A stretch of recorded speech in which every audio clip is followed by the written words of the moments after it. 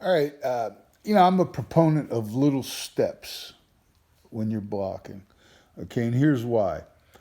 Work is measured by change. Okay, you change something, you change the inertia of an object, you're doing work. You're lifting something up, you're moving something, you're throwing something. A blocker must change a defender in order to do work. And acceleration, which is a big word that I like to use, is change over time.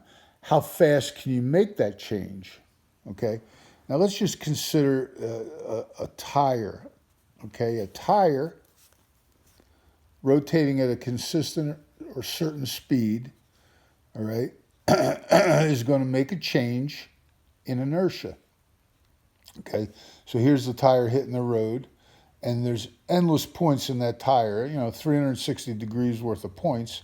And as that tire rotates, the axle gets driven forward, and whatever's attached to the axle, a train, a car, a truck, whatever, gets changed. Okay? Now, let's make a tire that's just got two legs, and at every 180 degrees, it hits the ground. Okay? You take two big steps, and the question is, what sort of resistance are you encountering? Okay, but you got a consistent. You're taking these nice two big steps, and you're moving. You're creating change. All right. Well, let's consider a tire with four legs, 4 feet, and taking smaller steps. Okay, instead of 180 degrees, it's taking steps every 90 degrees. All right. That's going to apply more force to the ground. And over the same time, it's going to be double the force of this. Okay. Remember your consistent speed, okay, of rotation. How about if we took a tire and made 8 legs, okay, and 45 degrees, every 45 degrees we hit a step. This smallest step would create the most change or the most opportunity for change, again, at a consistent speed. Okay?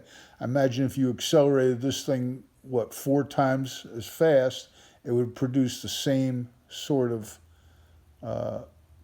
change, but I can rotate this thing at the degrees per second. I can do it here, and I'm still going to beat it by a factor of 4, okay? A magnitude of 4.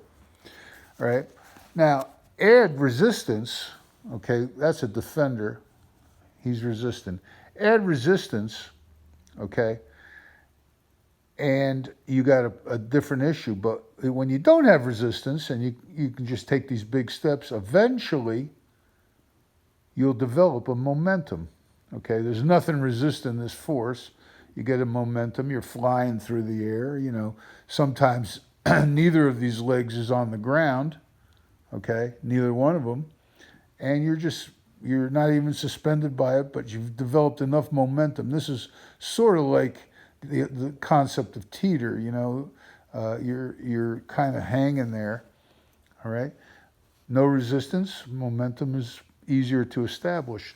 But when there is resistance, a big fat guy that's maybe making force against you, okay, and you do have resistance, you need to apply power consistently.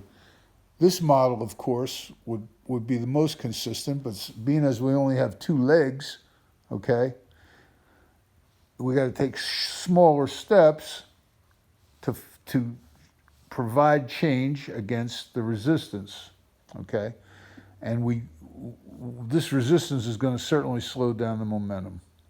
All right, so you're not going to be able to make as much momentum, okay.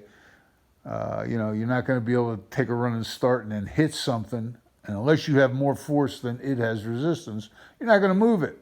Okay, you run into a brick wall, that's the end of you. That's why we think it's better to take smaller, quicker steps. Okay, we're going to apply more force consistently to create more change. Okay, that's what we want.